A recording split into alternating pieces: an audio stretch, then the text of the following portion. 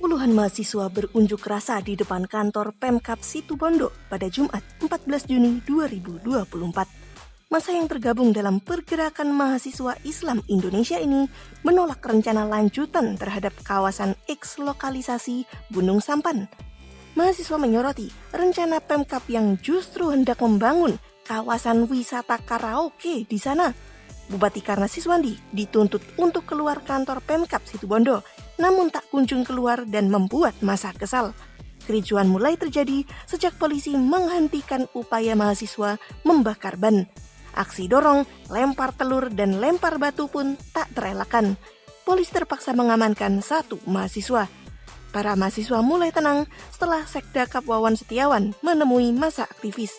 Dalam aksinya, massa menuntut Pemkab pikirkan ulang rencana pembangunan wisata karaoke di eks lokalisasi ini.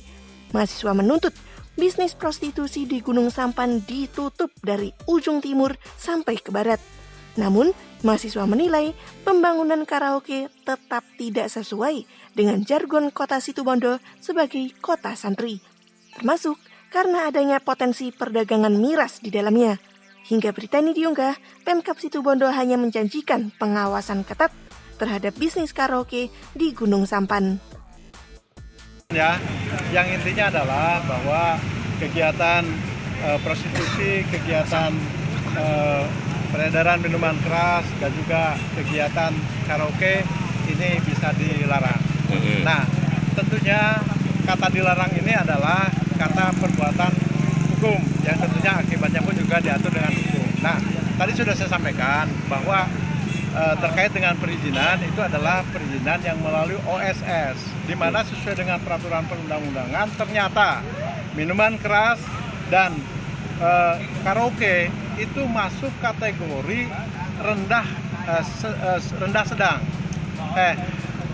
menengah rendah. Ya. Isinya ada dua hal. Ya, hal yang pertama minta supaya minuman keras dan karaoke sekali lagi itu dinaikkan status bahayanya dari menengah rendah ke menengah tinggi. Ada perbedaan yang prinsip. Menengah rendah itu perizinannya hanya cukup dengan mengajukan self assessment, pernyataan pribadi bahwa lingkungan menerima kehadiran usaha tersebut.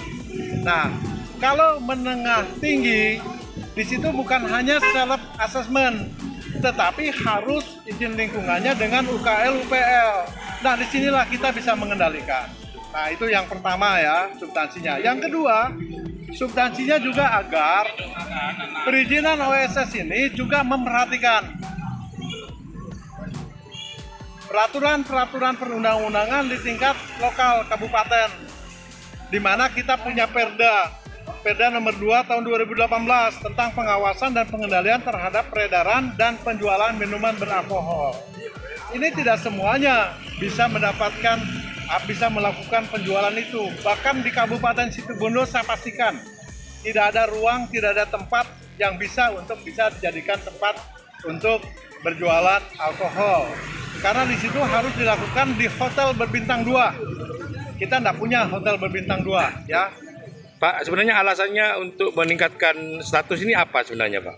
Nah, itulah pentingnya. Jadi secara regulasi nanti ada kewenangan kepada daerah untuk bisa mengendalikan ketika mereka mengajukan UKL UPL, diproses di DLHP, ya, Dinas Lingkungan Hidup, maka di situ nanti izin lingkungan akan kita tanya. Nah, selama ini tidak ada. Nah, sehingga dengan adanya UKL UPL, inilah bentuk pengendalian daripada perizinan itu diterbitkan. Itu kata kuncinya di situ. Terima kasih. Download Tribun X sekarang. Menghadirkan lokal menjadi Indonesia.